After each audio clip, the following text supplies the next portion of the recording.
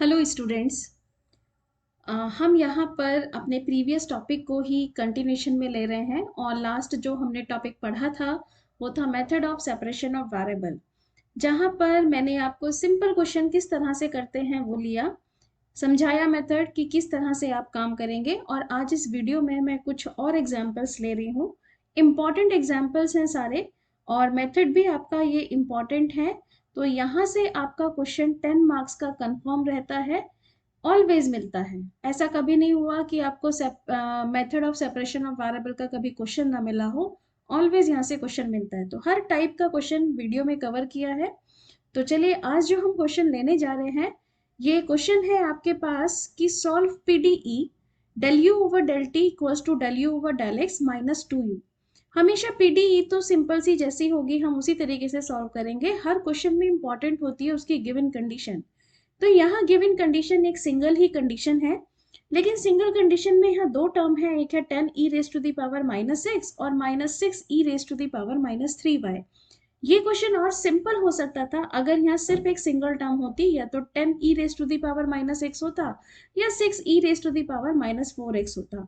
तो जैसे हमने प्रीवियसली देखे जितने क्वेश्चंस हमने किए कि बहुत सिंपल से क्वेश्चन हो जाते हैं, लेकिन यहाँ गिवन कंडीशन एक सिंगल कंडीशन में जो टर्म इन्वॉल्व हैं वो टू टर्म्स इन्वॉल्व हैं। तो इस तरह के क्वेश्चंस में हम सॉल्यूशन कैसे बनाएंगे, तो यहाँ देखते हैं।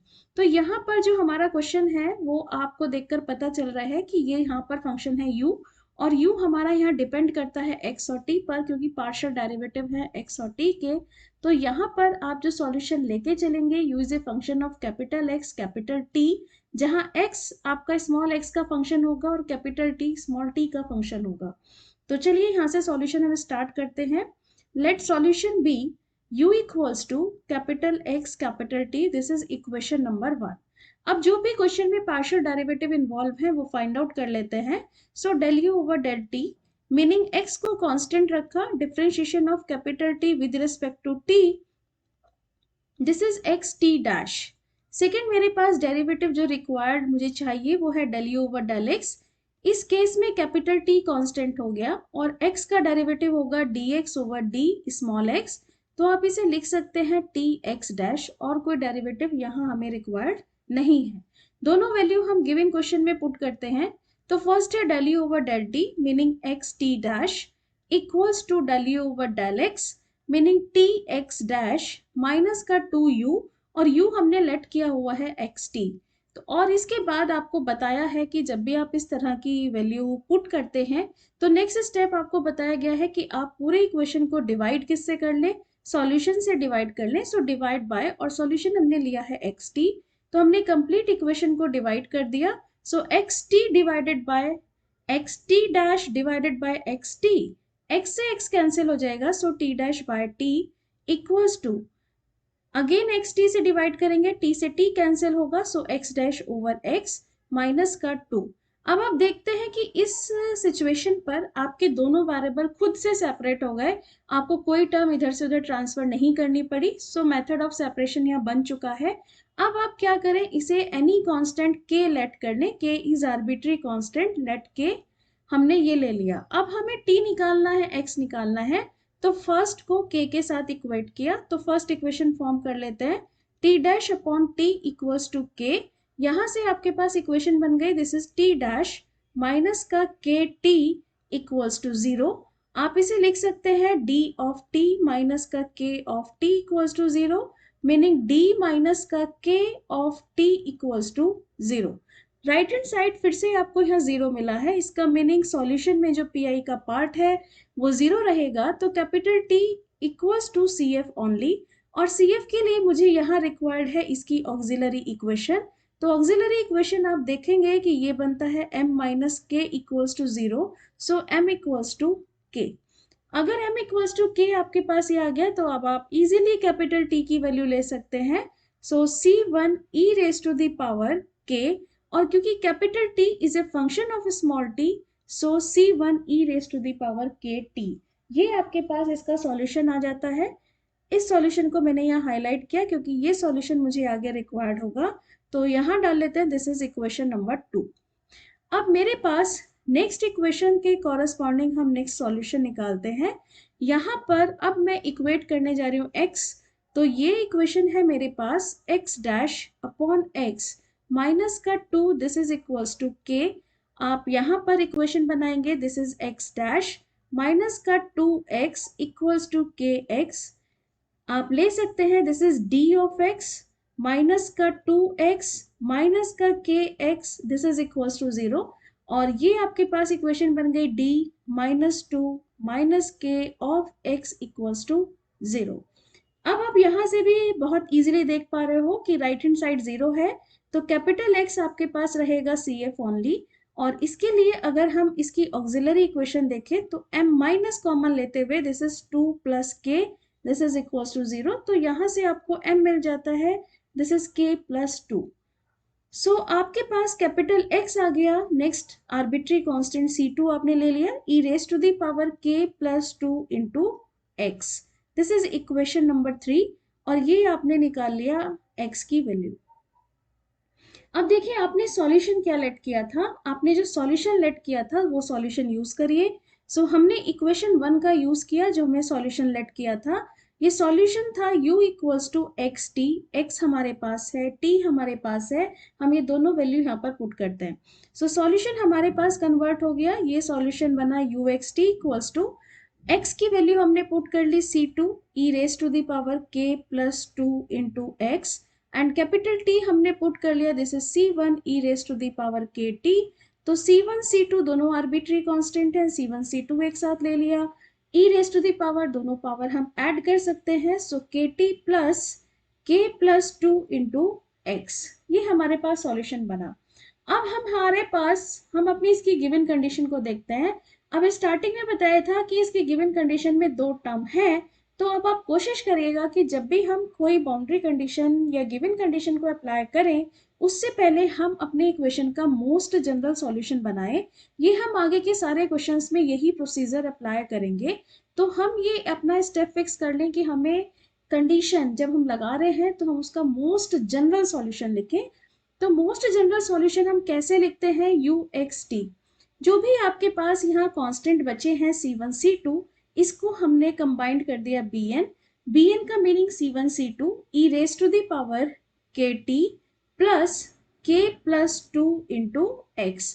और इस bn के साथ यहाँ मैंने एक समीशन अप्लाई किया, जो समीशन स्टार्ट है 1 से लेकर इंफिनिटी तक, this is most general solution. अब ये सॉल्यूशन मेरा इंपॉर्टेंट सॉल्यूशन है, यही मेरे को फाइनल आंसर प्रोवाइड कराएगा, तो इसे कहते हैं दिस इज इक्वेशन नंबर 4।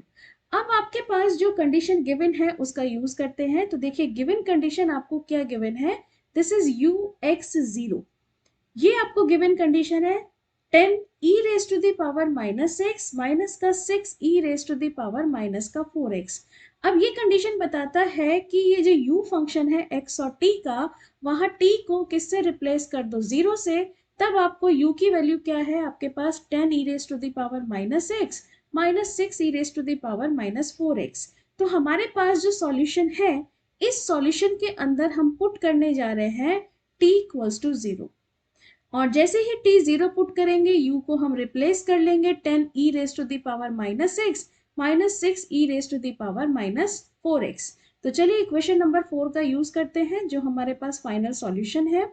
तो ये हमने बनाया UX0, this is equals to summation bn e raise to the power, अब t तो 0 हो गया तो आपके पास ये रह जाता है only k plus 2 into x, ये आपके पास रहा। और जो समेशन स्टार्ट है वो है 1 से इंफिनिटी। UX0 क्वेश्चन में ऑलरेडी गिवन है, तो ये वैल्यू हम पुट करते हैं। UX0 आपके पास है 10 e raise to the power minus x minus 6 e raise to the power minus 4x, this is equals to, summation open कर रही हूँ क्योंकि मुझे बाय कंपैरिजन सारे कोफिशिएंट निकालने होंगे।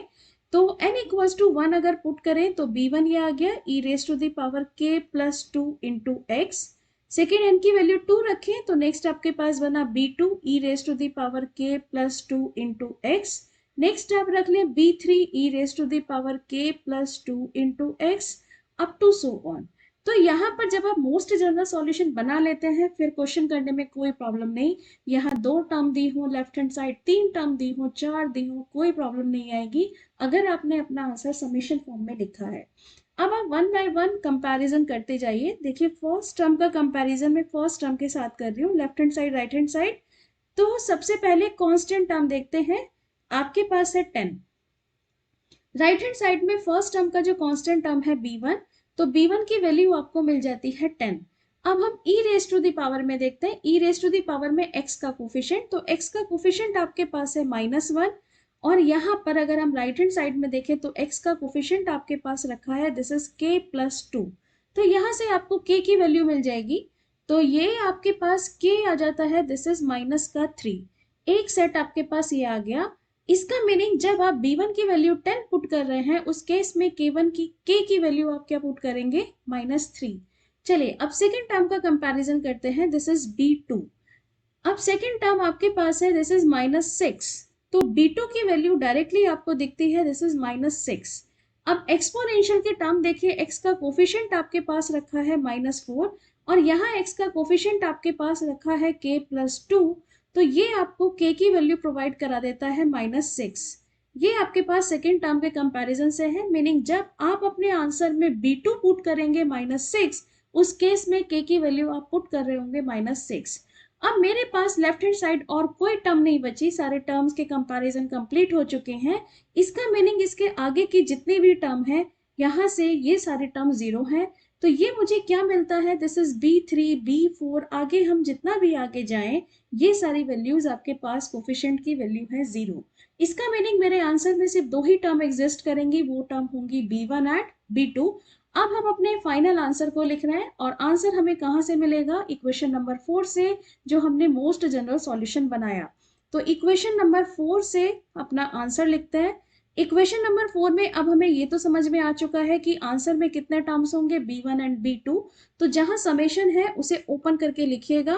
तो bn e raise to the power kt plus k+2 into x, जहां समेशन की लिमिट्स हैं 1 से लेकर इन्फिनिटी, और ओपन कहां तक करें, 2 तक ओपन करने, क्योंकि उसके बाकी के सारे कोफिशिएंट उसके आगे के 0 हैं।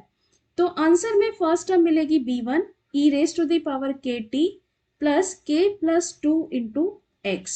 सेकेंड टर्म आपको मिलेगी b2 e raise to the power kt plus k+2 into x, आगे की टर्म 0 है। तो फाइनल आंसर इज b1।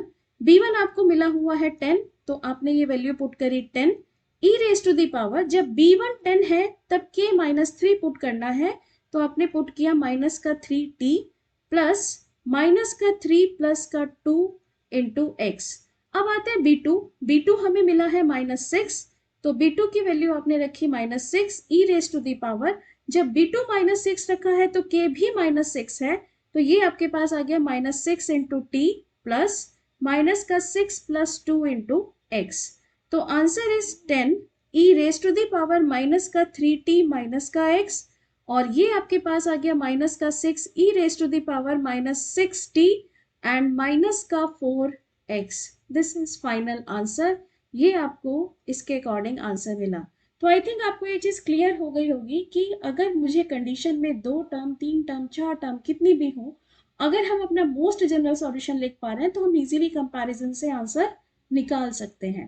तो आई थिंक ये एग्जांपल आपको क्लियर हो गया होगा। अब इसी के साथ हम एक नेक्स्ट टाइप की प्रॉब्लम ले रहे हैं।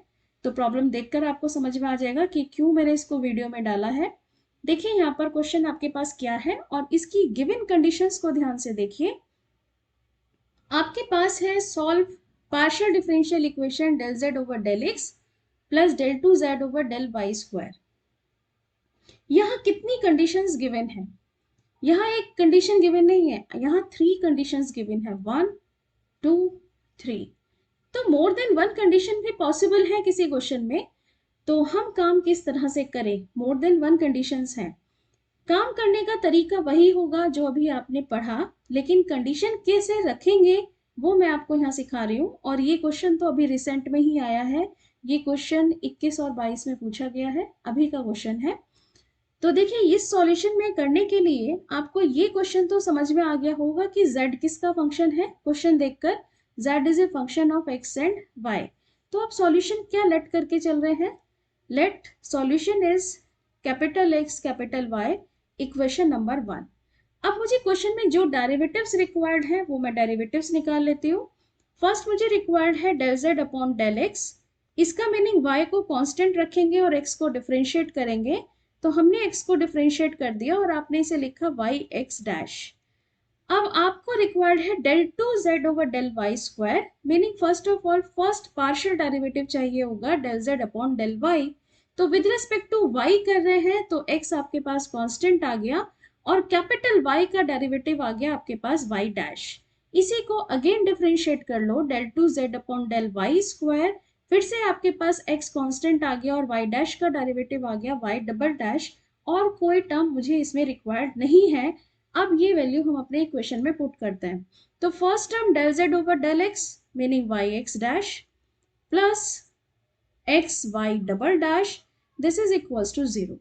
नेक्स्ट स्टेप आपको पता ही है किससे डिवाइड करने जा रहे हैं, तो नेक्स्ट स्टेप में हम डिवाइड कर रहे हैं divide by capital x capital y, इससे हमने डिवाइड किया।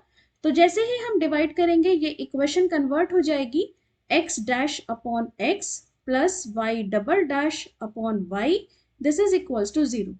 सेपरेशन ऑफ वेरिएबल पढ़ रहे हैं इसलिए एक साइड x कर लो एक साइड y कर लो, तो हमने यहाँ इसको सेपरेट कर दिया, x dash upon x equals to minus का y double dash upon y, this is equals to any constant k, आपने k ले लिया।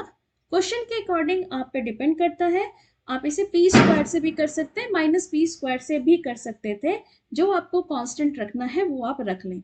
तो देखिए यहाँ पर अगर मैं फर्स्ट इक्वेशन को या फर्स्ट x को इक्वेट कर रही हूँ x के साथ, तो ये आपके पास बनता है x dash upon x equals to k।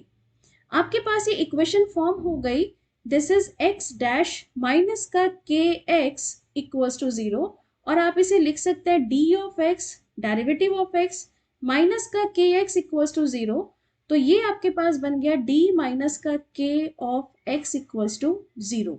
अब आपको यहां से भी बहुत क्लियर है कि भाई कैपिटल एक्स तो आपको सिर्फ CF ही प्रोवाइड कराएगा, तो यहाँ पर हम इसका CF निकालने के लिए इसकी ऑक्सिलरी इक्वेशन ले लेते हैं, this is m minus k equals to 0, तो m इक्वल्स टू k।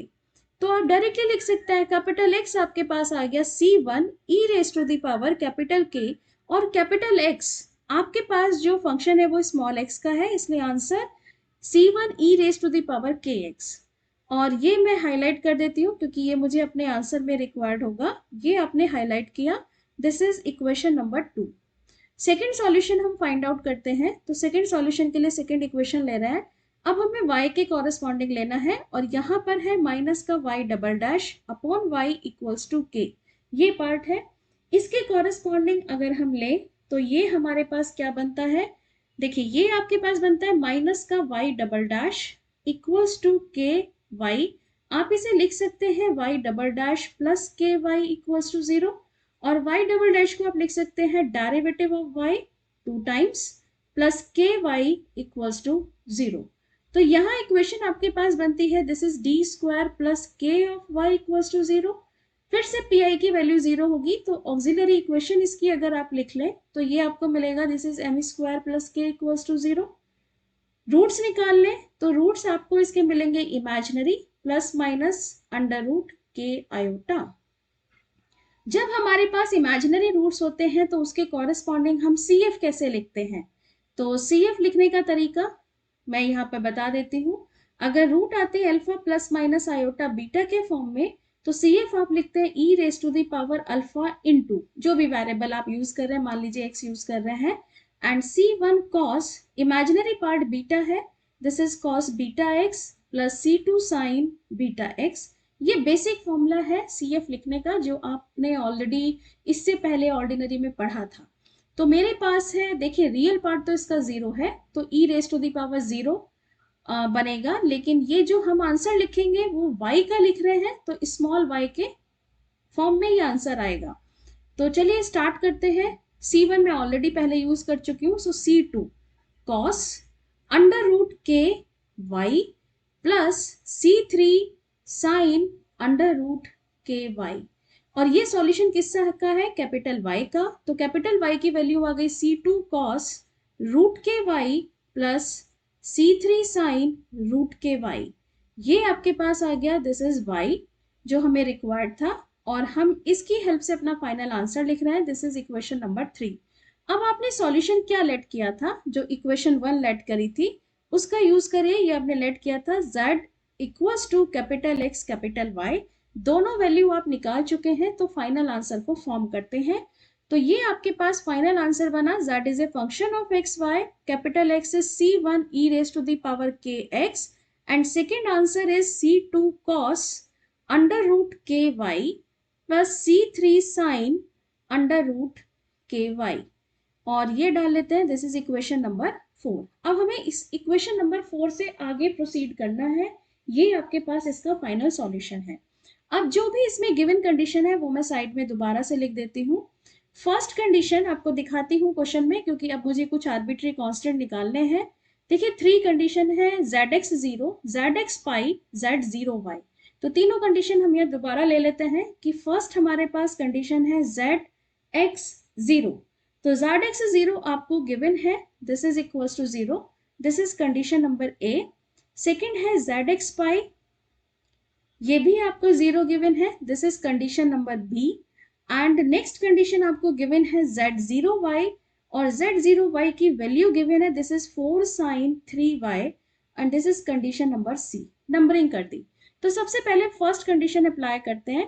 अब देखिए यहाँ क्वेश्चन लेने का क्या पर्पस था, यहाँ मोर देन 1 कंडीशन है, टोटल 3 कंडीशन है, और मुझे हर क्वेश्चन में मैंने आपको बताया कि एक आदत डाल लीजिए मोस्ट जनरल सॉल्यूशन लिखने की।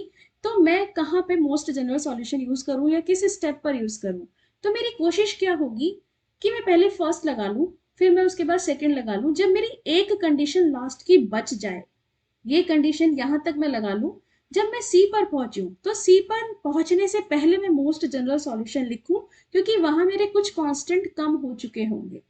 तो बेटर क्या है कि मैं पहले फर्स्ट और सेकंड अप्लाई कर लूं, और एक स्टेप पहले मोस्ट जनरल सॉल्यूशन में लिखूंगी। तो फर्स्ट में अप्लाई करने जा रही हूँ zx 0। तो zx 0 क्या बताता है कि कौन सा वेरिएबल 0 पुट करना है, y। तो हम फर्स्ट कंडीशन अप्लाई कर रहे हैं, अप्लाई कंडीशन नंबर ए, और इसके लिए हम पुट करने जा रहे हैं y इक्वल्स टू 0। आपने क्वेश्चन कन्वर्ट कर लिया, this is z0 x 0, this is c1 e raise to the power kx। अब आपने y के प्लेस पर 0 लिया, तो c2 cos 0, cos 0 is 1, only c2, c3 sin 0, sin 0 is 0, next is 0। आपके पास ये आ गया। अब क्वेश्चन के अकॉर्डिंग zx 0 क्या दिया गया है, zx 0 दिया है 0, तो आपने पुट किया 0 equals to c1 e raise to the power kx and c2। यहाँ से क्या क्या पॉसिबिलिटी है, यहाँ से देखिए दो पॉसिबिलिटी है। आप कह सकते हैं या तो c1 0 हो जाए, या फिर दूसरा आर्बिट्री कांस्टेंट है c2 0 हो जाए, दो पॉसिबिलिटी है। देखिए c1 को मैं 0 नहीं कह सकती, क्योंकि जैसे ही अगर मैं c1 को 0 करूंगी, मेरा ये इक्वेशन नंबर 4 का सॉल्यूशन ही 0 में कन्वर्ट हो जाएगा। c1 e raise to the power kx रखा है, अगर c1 को 0 रख दें तो सॉल्यूशन 0 में कन्वर्ट। तो यहाँ पर एक पॉसिबिलिटी बची, वो है c2, so c2 equals to 0, c2 0 आ गया। इसे हम अपने सॉल्यूशन में पुट करते हैं और सॉल्यूशन को अपडेट करते हैं। तो हमने अपने सॉल्यूशन को यहाँ पर अपडेट कर दिया, अपडेट कर लें सॉल्यूशन को। तो ये सॉल्यूशन कन्वर्ट हो गया zxy equals to c1 e raise to the power kx।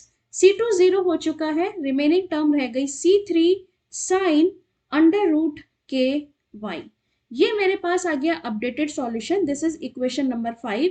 Meaning 4 का कोई रोल नहीं है, सिर्फ इक्वेशन नंबर 5 का रोल है। अब मेरे पास क्या बचा, c1 बचा, c3 बचा, k बचा, और कितनी कंडीशन बची, दो बची, condition number B and condition number C. अब हम अप्लाई करने जा रहे हैं कंडीशन बी, सो लिख रहे हैं अप्लाई बी। अब बी को पढ़िए, बी में उसने क्या कहा, उसने कहा zx पाई, पाई कह रहा है, इसका मतलब y की जगह वो कह रहा है कि y को किससे रिप्लेस कर लो, पाई से रिप्लेस कर लो। तो हमने यहाँ पर y के प्लेस पर पाई पुट किया इक्वेशन नंबर 5 में, तो आपने लिखा zx pi, this is equals to c1 e raise to the power kx, c3 sin root K pi. अब zx पाई की वैल्यू क्वेश्चन के अकॉर्डिंग क्या दी गई है, दिस इज 0, तो आपने 0 भी पुट कर दिया। तो ये रहा c1 c3 e raise to the power kx sin root K pi. फिर से पॉसिबिलिटी को ध्यान से कंक्लूजन निकालना सीखिएगा। यहाँ पर c1 C1 को 0 नहीं कह सकते क्योंकि इक्वेशन नंबर 5 का सॉल्यूशन जो इक्वेशन नंबर 5 है वो 0 में कन्वर्ट हो जाएगा। C3 को 0 नहीं कहेंगे क्योंकि C3 भी यहाँ डायरेक्ट मल्टीप्लाई में आ रहा है, ये भी सॉल्यूशन को 0 करेगा। तो एक ऑप्शन बचा कि यहाँ से sine root K pi this is equals to 0, और 0 किसकी general value, this is sine n pi. तो आप इसे इक्वेट कर सकते हैं root K pi equals to n pi, pi से pi cancel, so k equals to आपको मिल जाता है n स्क्वायर। ये आपके पास k की वैल्यू आ गई। आई थिंक k भी क्लियर हो गया होगा। k equals to n square. जो भी आपने अब ये वेरिएबल निकाला है अपने सॉल्यूशन में पुट करके सॉल्यूशन को अपडेट कर लें। तो इक्वेशन नंबर 5 को मैंने फिर से अपडेट किया।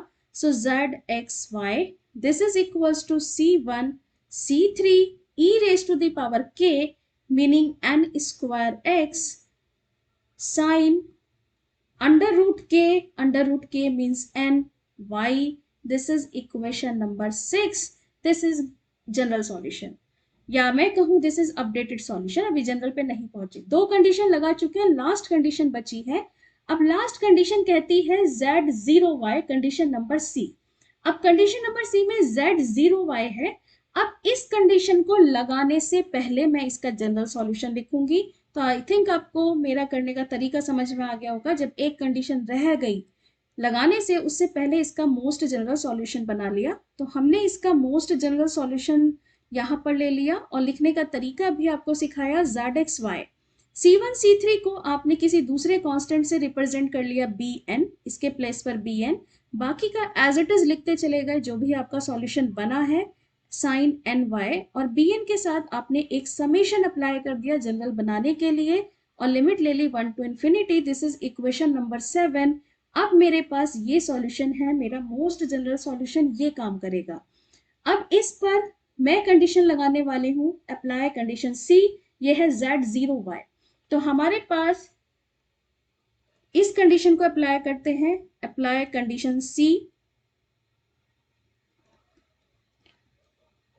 z0y। z0y इसका मीनिंग वो क्या कह रहा है, ये क्या बताता है कि x के प्लेस पर क्या पुट करना है, 0। तो चलिए इक्वेशन नंबर 7 में पुट करते हैं z0y। x के प्लेस पर जैसे ही 0 पुट किया, e raise to the power 0 1, और ये रह गया साइन ny, और यहां पर आपने ले ली 1 से लेकर इंफिनिटी तक की लिमिट। क्वेश्चन के अकॉर्डिंग देखिए z0y जो दिया है उसे पुट कर लो, दिस इज 4 साइन 3y। चलिए राइट हैंड साइड ओपन करना स्टार्ट करें और इसे ध्यान से करेंगे क्योंकि ये काम हम आगे भी इसी तरह के क्वेश्चंस में करेंगे। n equals to 1 b1 sine ny, n equals to 1 so 1y, n equals to 2 so b2 sin n equals to 2 so 2y, next b3 sin 3y plus b4 sin 4y plus b5 sin 5y up to so on। सारा open करके दिखा दिया। अब left hand side ध्यान से देखो कौन से टर्म का कंपैरिजन पॉसिबल है, डायरेक्ट आंसर रखा है, this is sin 3y। Search करो, ये रहा sin 3y। Sign 3y compare होके क्या वैल्यू प्रोवाइड करा रहा है, b3। इसका मीनिंग आपको b3 की वैल्यू मिल रही है, दिस इज 4। और क्या मिल रहा है, और तो सब 0 मिल रहा है। तो बाकी के रिजल्ट भी लिख लेते हैं, क्या क्या चीज 0 है, b1 b2 b4 b5 up to so on, जितना भी बचा वो सब क्या है, 0 है। सिर्फ b3 आपको मिला, दिस इज 4। अब b3 मिला है, सिर्फ सॉल्यूशन में अपडेट करना है। तो इक्वेशन नंबर 7 में आपको समझ में आ गया होगा कि कौन सी टर्म लिखनी है। इक्वेशन नंबर 7 आपके पास ये रखा zxy, इसे थोड़ा सा ओपन करके लिख ले तो आपको आंसर लिखने का तरीका समझ में आ जाएगा। समेशन में लिखा है 1 से लेकर इंफिनिटी तक समेशन है, bn e raise to the power n square x sin ny, ये आपके पास आंसर है। इसे ओपन कर लो। ओपन में रिक्वायर्ड क्या है, सिर्फ उसे देख लो, वो है b3, मतलब 3 तक जाना है। तो फर्स्ट टर्म लिखोगे b1 e raise to the power n is 1, तो 1 का square x sin y। Next term लिखोगे b2 e raise to the power n की जगह 2 रख रहे हो, 2 का स्क्वायर आ गया 4x sin 2y। Next term लिखोगे b3 e raise to the power 3 का स्क्वायर, 3 का square is 9x sine 3y। Next term भी एक लिख लेते हैं b4 e raise to the power 4 का square meaning 16x sine 4y up to so on. देखो b1 0, b2 0, b4 0, सिर्फ b3 की वैल्यू है, रख लो और ये अब आपको डायरेक्ट आंसर मिल गया। सो zxy का आंसर आपको क्या मिला, b3 meaning 4 e raised to the power 9x sin 3y, this is required answer। तो आई थिंक जहां 3 कंडीशंस 2 कंडीशंस गिवन है वो करना भी अब आपको समझ में आ गया होगा कि 3 कंडीशन या 2 कंडीशन या 4 कंडीशन, कितने भी कंडीशन गिवन हो, कंडीशन अप्लाई करते जाओ, लास्ट में जब एक कंडीशन बचे उससे पहले मोस्ट जनरल सॉल्यूशन बनाओ, कंडीशन अप्लाई करो और इजीली आंसर निकलेगा। जस्ट कंपैरिजन बस ध्यान से करना है, कंक्लूजन सही से लेना है। तो आई थिंक ये एग्जांपल अब आपको क्लियर हो गया होगा। इसी के साथ हम नेक्स्ट टाइप की प्रॉब्लम इसी वीडियो में ले रहे हैं और प्रॉब्लम है अब आपके पास, देखिए ये प्रॉब्लम है। फिर से क्वेश्चन तो सिंपल है, सिर्फ इसकी बाउंड्री कंडीशन ही इंपॉर्टेंट है। जो कंडीशन इस बार, वैसे 2 कंडीशन दी है तो मोर देन 1 है, इसका मीनिंग एक कंडीशन लगाएंगे और दूसरी कंडीशन से पहले मोस्ट जनरल सॉल्यूशन बनाएंगे, ये चीज क्लियर है। लेकिन यहाँ जो कंडीशन है वो है del by del X of u0y, तो ये कंडीशन इस टाइप की है, इसलिए ये वीडियो में रखा है। तो चलिए इसके सॉल्यूशन को हम स्टार्ट करते हैं। तो यहाँ पर क्वेश्चन देखकर समझ में आ गया होगा कि u किसका फंक्शन है या सॉल्यूशन क्या लिया जाए। तो u आपके पास uxx रखा है, मीनिंग u का derivative with respect to x, and uy रखा है मीनिंग u का derivative with respect to y, meaning u is a function of x and y। तो आपने सॉल्यूशन क्या लिया, u equals to capital x capital y, this is equation number 1। अब यहाँ पर आपको चाहिए फर्स्ट ऑफ ऑल uy का मतलब del u upon del y, तो हम x को कांस्टेंट रखें, y का डेरिवेटिव y डैश। नेक्स्ट आपको चाहिए uxx, तो पहले ux निकाल लेते हैं, मतलब del u upon del x निकाल लेते हैं। यहाँ पर y को कांस्टेंट रखेंगे, x का derivative x dash, and uxx की वैल्यू आपके पास आ गई yx डबल डैश। सारी वैल्यू क्वेश्चन में पुट कर लें और अपने क्वेश्चन को कन्वर्ट कर लें। तो हमारे पास ये क्वेश्चन कन्वर्ट हो जाता है uxx meaning yx double dash equals to uy meaning xy dash plus का 2u and u is xy। Next step आपको पता है क्या करना है, सो डिवाइड बाय xy। तो आपने जैसे ही xy से डिवाइड किया ये बन गया x double dash upon x equals to y dash upon y plus का 2। वेरिएबल अपने आप सेपरेट हो गए, आपको इसमें कुछ करना नहीं पड़ा। अब देखो इस क्वेश्चन को कैसे कर सकते हो, पी स्क्वायर से कर सकते हो, माइनस पी स्क्वायर से कर सकते हो। तो चलिए ये क्वेश्चन में एक क्वेश्चन आपको पी स्क्वायर से भी करके दिखा देती हूँ। मैंने पी स्क्वायर ले लिया, बहुत सी बुक में आपको पी स्क्वायर से सॉल्यूशन मिलेगा, माइनस पी से मिलेगा, माइनस पी स्क्वायर से मिलेगा, के से मिलेगा, तो यहाँ से भी करके दिखा देते हैं। अब आपने ये सॉल्यूशन लिया, चलिए स्टार्ट करते हैं, फर्स्ट वैल्यू निकालते हैं। तो फर्स्ट वैल्यू के लिए अब आपके पास है x double dash upon x equals to P square. Equation क्या बन गई, x डबल डैश माइनस का p square x equals to 0। x double dash को लिख सकते हैं second derivative of x minus का p square x equals to 0, meaning equation is d square minus का p square x equals to 0। अब right hand side 0 है, मतलब सिर्फ CF होगा, और CF के लिए इसकी चाहिए ऑक्सिलरी इक्वेशन। तो ऑक्सिलरी इक्वेशन आपके पास आ गई m स्क्वायर माइनस का p स्क्वायर इक्वल्स टू 0। तो यहाँ से तो बहुत क्लियर है कि m की वैल्यू क्या मिल गई, प्लस माइनस p। अब प्लस माइनस p अगर m की वैल्यू है तो आप इसका CF लिख सकते हैं और वही इसका सॉल्यूशन है। तो कैपिटल X का आंसर क्या आ गया, C1 e raise to the power px plus C2 e raise to the power minus px। ये आपके पास कैपिटल X आ गया, इक्वेशन नंबर 2। सेकेंड सॉल्यूशन निकालते हैं। सेकेंड सॉल्यूशन के लिए y डैश का आएगा, तो सेकेंड इक्वेशन ले लेते हैं y dash upon y plus का 2 इक्वल्स टू पी स्क्वायर। आप इसे लिख सकते हैं y डैश प्लस का 2y equals to P square y। तो आप y डैश को लिख लो dy प्लस का 2y माइनस का P square y equals to 0, ये लिखा आपने। तो यहां से आपके पास इक्वेशन बनती है d प्लस टू माइनस का P square of y equals to 0। फिर से इसकी ऑक्सिलरी इक्वेशन अगर आप देखें तो ये बनती है m प्लस टू माइनस का पी स्क्वायर इक्वल्स टू 0। तो m की वैल्यू आपको मिल जाती है, this is P square minus 2। अब यहाँ सॉल्यूशन किसका निकाल रहे हो, y का। तो y का सॉल्यूशन क्या आएगा, स्मॉल y के टर्म्स में आएगा। C1 C2 तक तो ऑलरेडी ले चुके हैं, नेक्स्ट कांस्टेंट ले लेते हैं C3 e raise to the power. m की वैल्यू आपके पास है P square minus two, this is P square minus two, ये ले लिया, एक ही रूट मिला है स्मॉल y, ये आपके पास आ गया y की वैल्यू, ये हाईलाइट कर ली y की वैल्यू, इक्वेशन नंबर 3। अब बस सॉल्यूशन लिखो, सॉल्यूशन आपके पास है u, आपने लिया है सॉल्यूशन x y और x की वैल्यू पुट कर ली c1 e raise to the power px plus c2 e raise to the power minus px, ये capital X, and c3 e raise to the power p square minus का 2 into y, equation number 4। ये solution आपने बना लिया। अब जब आपने solution बना लिया, अब काम शुरू होता है कंडीशंस पर। अब कंडीशन पढ़िए, फर्स्ट कंडीशन आपको क्या दी गई है, फर्स्ट है u0y और सेकंड कंडीशन है del by del X of u0y। तो सबसे पहले मैं यहां पर कंडीशन लिख दूं, तो फर्स्ट कंडीशन आपके पास है u0y। तो u0y की वैल्यू आपको क्वेश्चन में प्रोवाइड करा दी गई है, दिस इज इक्वल्स टू 0। इस पर डाल देते हैं कंडीशन नंबर ए। दूसरी कंडीशन आपको क्वेश्चन में प्रोवाइड करा दी गई है डेल बाय डेल एक्स, किसका, u0y का, ये वैल्यू दी गई है 1 plus E raise to the power minus 3y, this is condition number B. More than one condition है, सबसे पहले ए को अप्लाई करते हैं।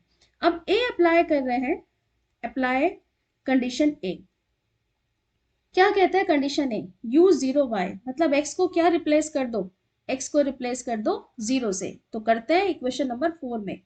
तो इक्वेशन नंबर 4 में x के प्लेस पे 0 रखे, c1 e raise to the power 0x 1 e raise to the power c2 के साथ e raise to the power minus 0x फिर से 1, तो c1 c2 रह गया, e raise to the power c3 अभी रखा है p स्क्वायर माइनस का 2 इंटू y, ये है। अब वो कहता है u0y है, उसने क्या दे दिया 0, तो आपने इसे 0 के साथ इक्वेट कर दिया, c1 plus c2 c3 e raise to the power p square minus का 2 इंटू y। अब आपको कंक्लूजन ड्रॉन करना है, कौन सा कांस्टेंट, आर्बिट्री कांस्टेंट 0 हो सकता है, वो आप हमेशा सॉल्यूशन से ध्यान रखें। या तो एक ऑप्शन है, पहला ऑप्शन कि c1 प्लस c2 0 हो जाए, दूसरा ऑप्शन c3 0 हो जाए। ठीक, अगर मैं c3 को 0 कर दूं तो मेरा पूरा सॉल्यूशन 0 हो गया, ये ऑप्शन तो कैंसिल, सिर्फ एक ऑप्शन बचा c1 plus c2 equals to 0। तो अगर c1 plus c2 equals to 0 है तो c2 की वैल्यू आ गई माइनस c1, ये आपके पास दोनों में रिलेशन आ गया।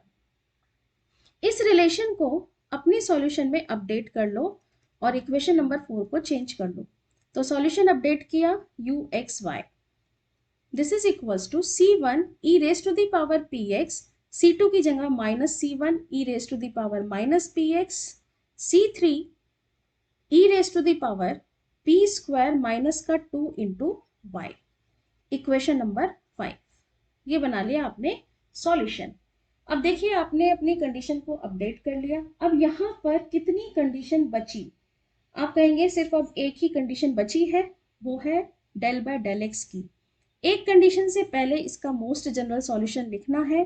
तो देखो यहाँ से फर्स्ट ब्रैकेट से c1 और यहाँ से c3 अगर आप बाहर निकाल दें तो आप यहाँ से लिख सकते हैं uxy, c1 और c3 बाहर आ गया, उसकी जगह बन गया bn e raise to the power px minus e raise to the power minus px और e raise to the power p square minus का 2y।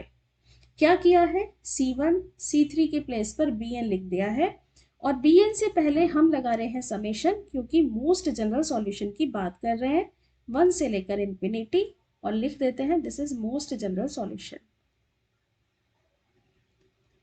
और ये आ गया अब इक्वेशन नंबर 6, ये सॉल्यूशन का काम करेगा।